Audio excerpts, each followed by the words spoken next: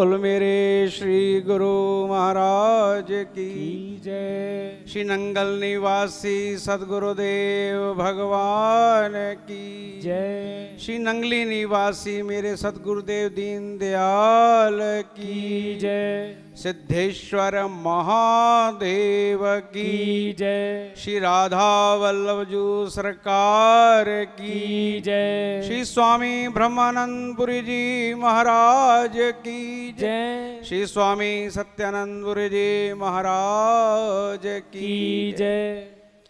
प्रातः स्मरणीय वंदनीय पूजनीय घट घट के वासी निराकार स्वरूप अनंत कंद भगवान मेरे सतगुरुदेव दीन दयाल के श्री चरणों में कोटि से कोटि दंडवत प्रणाम। और दूर दराज से आए हुए मेरे गुरु भाई श्री नरेशपुरी जी, श्री अशोकपुरी जी को ओम नमो नारायण। मंच पर विराजित श्री भक्तमाल पीठाधीश्वर आचार्य श्री सूरज जी और सभी गंधर्वों को नमस्कार। गुरु दरबार में आए हुए गुरु महाराज की प्यारी साध संगत को अभिनंदन, सुस्वागतम, साधुवाद। बड़े भाग्य मानुष तन पावा, सुर दुर्लभ सब ग्रंथन गावा। बड़े भाग्य से हम सब को यह मानुष जीवन मिला और इस मानुष जीवन के अंदर आकर गुरु महाराज की ऐसी कृपा हुई कि हमें नित्य प्रति प्रभु के दर्शन और प्रभु के सत्संग सुनने का लाभ प्राप्त होता है। मेरे सतगुरुदेव दीन दयाल की ऐसी अपार कृपा कि जिस समय श्री राधा वल्लभ जी को यहां प्रकट करना था, उस समय की बड़ी एक विचित्र लीला है। उस समय कोरोना काल चल रहा था और मन में यही भाव था कि अक्षय तृतीया को श्री राधा कृष्ण जी की यहां स्थापना करनी है। हमारे श्याम सुंदर जी और उनकी बहन और उनके परिवार के सदस्यों द्वारा ठाकुर जी की स्थापना की गई और मन में भाव आया कि ठाकुर जी जिस दिन प्रकट होंगे उस दिन 56 भोग लगेगा।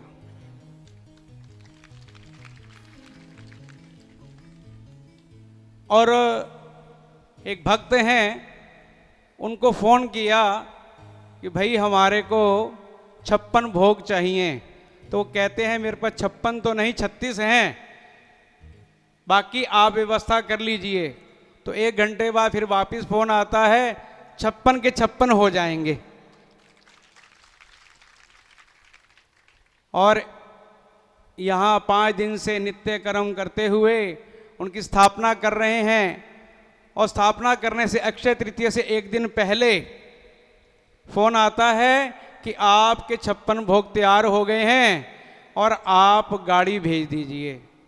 जब गाड़ी भेजी तो उसमें केवल 10 ही भोग आए और जब आए तो उन्हें माथा पकड़ लिया। अरे ठाकुर तू कैसा है, आते ही कर्जा चढ़ा रहा है सिर पे। हमने तो 56 मांगे थे, तुमने 1 थाल 5 किलो का भेज दिया। अब बड़ी चिंता हुई, भाई हम फकीरों के पास पैसे कहाँ से आने हैं। अब मैंने कहा ठाकुर जी तुम्हारे को ला के तुम्हें घाटे में पड़ गया, मुझे फिर मांगना पड़ेगा जा जाके घर घर जाके। तो जब 56 भोग सारे आ गए, ठाकुर जी विराजमान हो गए, तो जब उनकी प्राण प्रतिष्ठा की गई तो उनके आगे निवेदन किया गया कि आप यहाँ पर आए हैं, किस प्रयोजन से आए हैं, तो आपका शुभ नाम क्या है। तो आप यकीन नहीं करेंगे, तो उस समय एक फूल गिरा और फूल गिरते साथ इशारा हुआ कि मैं राधा वल्लभ हूं। और जब उनको आईना दिखाया गया तो आईना टूट गया। तो ये समझिए कि प्रत्यक्ष रूप में प्रमाण प्रतिष्ठा हुई।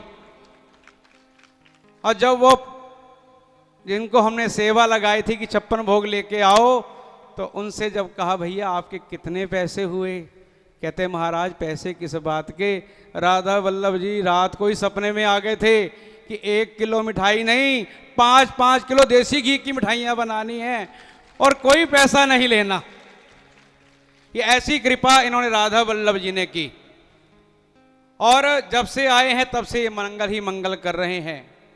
और कितना सुंदर भाव से हमारे आचार्य सूरज जी ने श्री राधा वल्लभ जी को अपनी वाणी द्वारा प्रकट किया और हमें श्री राधा वल्लभ जी के प्रांगण में साक्षात पहुंचा दिया।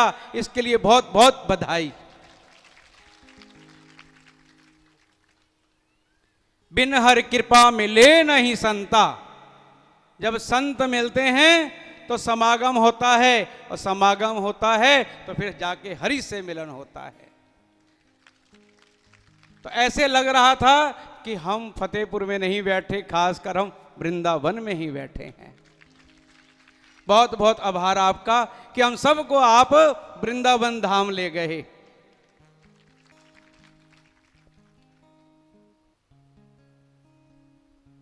आप सबको एक बात और बता दूं, जो यजमान बने उनको तो सब पता है कि केवल ये 7 दिन की कथा नहीं, 7 दिन का विष्णु महायज्ञ भी चल रहा है। जो यजमान सुबह पूजा में बैठते हैं, नित्य प्रति हवन भी कर रहे हैं। और कल आप सब ने आना है, अपने अड़ोस पड़ोस को भी सबको लेके आना है, क्योंकि आपकी मन की इच्छा पूरी करने के लिए श्री राधा वल्लभ जी बैठे हैं। केवल एक कर्म करना है कि गोला लेके आना है पूर्णाहुति के लिए। उसमें सुराग करने वाला नहीं, जो गरी का गोला होता है उसको काट कर उसमें पंचमेवा और देसी घी डालकर ऊपर से लपेट कर लेकर आना है। परिवार के सभी सदस्य नहीं आ सकते तो सभी के हाथ लगवाकर अपनी मन की इच्छा आपने रखनी है और राधा वल्लभ जी के सामने और श्री गुरु महाराज के आगे प्रार्थना करनी है कि हम सब पर अपनी भक्ति की कृपा बनाए रखे। सभी ने लेकर आना एक एक गोला, क्योंकि ये नहीं कि जो यजमान बने कि उन्हीं को अधिकार है। आप सभी यजमान हैं मेरे ठाकुर जी के, सभी राधा वल्लभ जी के सब बाल हैं, सब बालक हैं, बड़े प्यारे हैं। ये उन्हीं को बुलाते हैं जिनसे ये प्रेम करते हैं। अगर आप प्रेमी बने हैं तो वो प्रेम करना जानते हैं, प्रेम निभाना भी जानते हैं। एक हमारे आचार्य जी ने छोटा सा नाम तो दे दिया हमें, पर बड़ी विचित्र बात है दुनिया की। एक ब्राह्मण देवता थे, नित्य प्रति शालिग्राम को पंचामृत से भोग लगाते थे। दूध, दही, मक्खन, शहद और शक्कर से नित्य प्रति भोग लगाना और आंखें बंद करके बैठ जाना, हे मेरे गोविंद, हे मेरे शालिग्राम जी, आओ और भोग लगाओ। 5 मिनट आंखें बंद करके बैठ जाना और देखना कि उस पात्र में कुछ भी नहीं है, केवल शालिग्राम जी अकेले बैठे हैं। बड़े विचित्र, कहते ठाकुर जी की बड़ी कृपा हो गई कि मेरा भोग स्वीकार कर लिया। 1 दिन बीत गया, 2 दिन करते करते पूरा 1.25 महीना बीत गया। तो एक दिन उनके मन में भाव आया कि मैं देखूं तो सही, जैसे धन्य जट ने बांधा था, कि मेरा भी भाव वही है क्या, मेरा मन का वहम है। तो उन्होंने एक आंख तिरछी करके खोली और क्या देखते हैं कि उनका पोता आता है, शालिग्राम को उठाता है, मुंह में डालता है, चटपट करके वहीं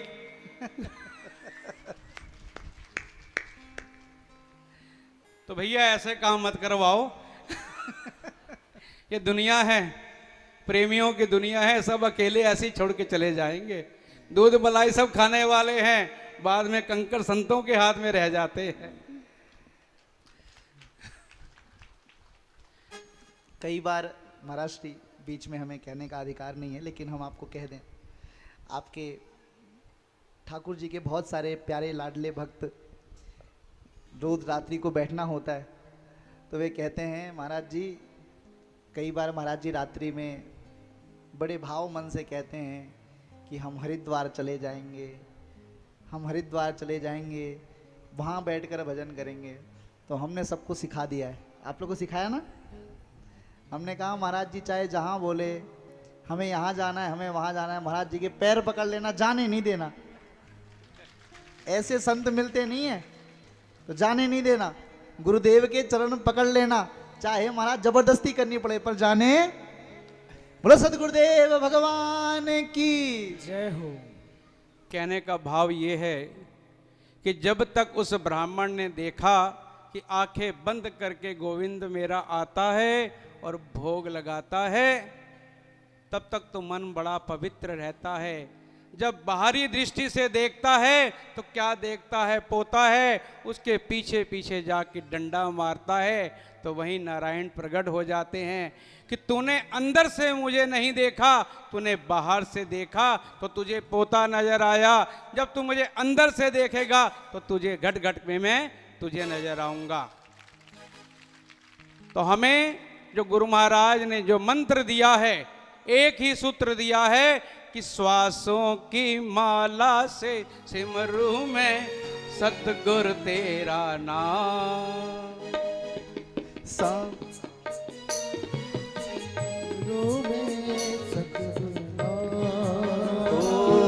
सांसों की माला पे सिमरू में गुरुवर नाम।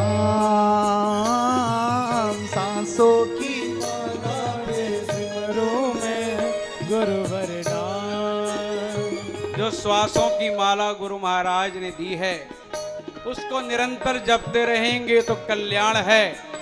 सतगुरु हमसे दूर नहीं, वो घट घट में वास करने वाले हैं, सदा हमारे पास रहते हैं।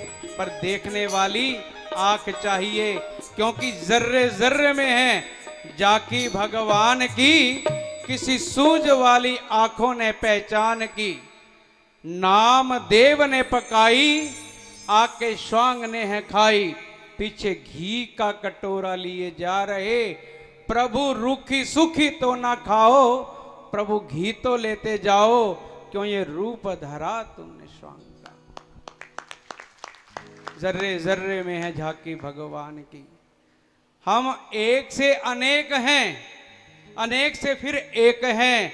जिस प्रकार से आकाश मंडल में चंद्रमा एक है और अनंत हम कलश रख दें और उन कलशों में जल भर दें तो अनेकों नजर आएंगे, और उन कलशों को जाकर किसी सागर में डाल दें तब तो उसकी छाया देखें तो एक ही नजर आती है। हम सब जीव अंश हैं उस परमात्मा के, एक से अनेक हैं, अनेक से होने के बाद फिर हम एक हैं। तो इसलिए अपने आप को हम सब एक मत होके चलेंगे तो हमारा रास्ता बड़ा सरल हो जाएगा।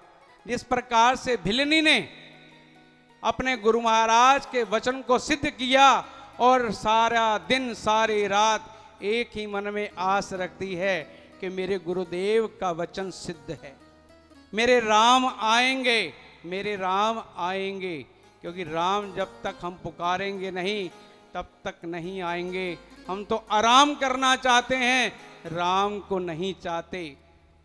सूरत गयो शब्द गयो और गयो को राम, भजन मेरा हरि करे ते मैं पावा विश्राम। विश्राम की आदत को त्याग दो और राम को जगाना शुरू करो, तो राम सदा आपके पास हैं। राम कौन है? वो प्रकाश है, वो गुरु है। कृष्ण कौन है? वह गुरु हैं। हमें गुरु खोजने की आवश्यकता नहीं, गुरु स्वयं खोजता हुआ शिष्य को आता है। कभी आप सोचो कि मुझे गुरु हरिद्वार में मिलेगा, कोई काशी में जाके मिलेगा, कहीं नहीं जाने की आवश्यक। मन के अंदर अगर आपका सुंदर भाव होगा, सुंदर लगन होगी, तो गुरुदेव आपके पास सदा सदा आएंगे। क्योंकि देखने वाली वो आंख चाहिए, क्योंकि जर्रे जर्रे में है झांकी भगवान की, किसी सूझ वाली आंखों ने पहचान की।